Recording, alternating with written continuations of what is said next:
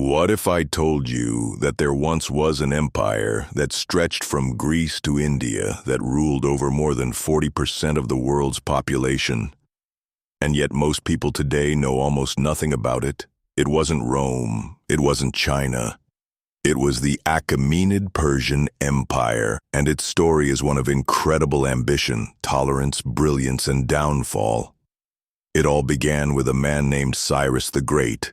Around 550 BCE, he united the Medes and the Persians into one empire, something no one had done before, but he didn't stop there. He conquered Lydia in modern-day Turkey, then Babylon, one of the richest and most powerful cities on earth.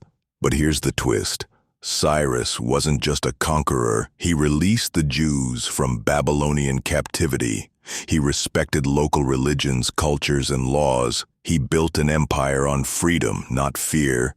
Even the Cyrus Cylinder, often called the first human rights charter, proves how advanced his thinking was. By the time Cyrus died, his empire was the largest the world had ever seen.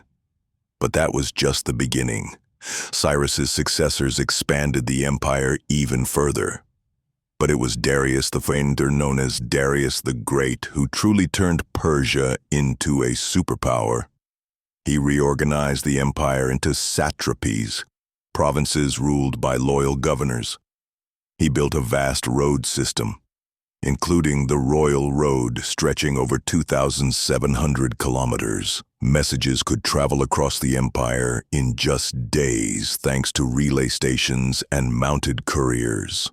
Darius also introduced a universal currency, codified laws, and standardized weights and measures. And then he built Persepolis, a city of marble, gold, and majesty, the capital of capitals, a symbol of Persian glory.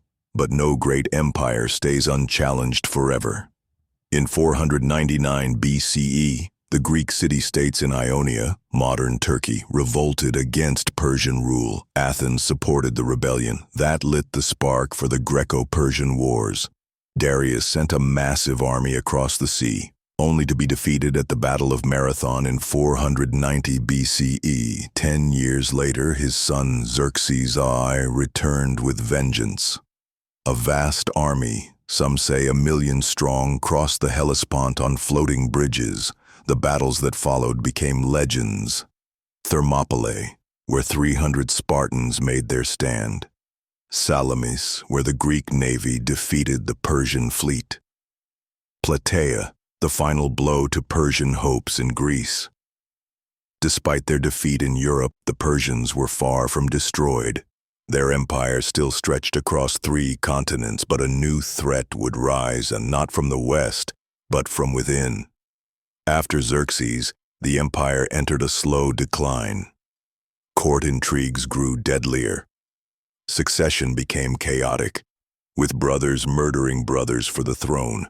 Corruption spread among satraps. Local revolts began to shake the outer provinces.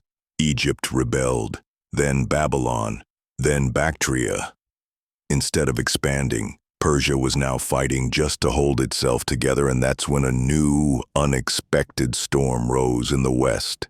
In 334 BCE, a young Macedonian king crossed into Asia. His name, Alexander the Great. The Persian king Darius III underestimated him. At Issus, Alexander defeated a far larger Persian force. At Gaugamela, he shattered the Persian military forever. Darius fled, betrayed by his own men, and was eventually murdered. Alexander marched into Persepolis, the heart of the empire, and burned it to the ground. In 1 generation, the empire that had lasted for 2 centuries was gone. But its legacy wasn't. Persia didn't vanish. It evolved. Its administrative systems were adopted by later empires, including Rome and Byzantium. Its ideas of religious tolerance, coinage, infrastructure, and bureaucracy influenced the Islamic caliphates, the Ottoman Empire, and even modern governments. Cyrus the Great is still admired by leaders today, from Iran to the United Nations, and though the Achaemenid Empire fell, its memory still echoes. in ruins, in texts, in the very idea of what a civilization can become. If this empire amazed you, subscribe for more epic stories from the past.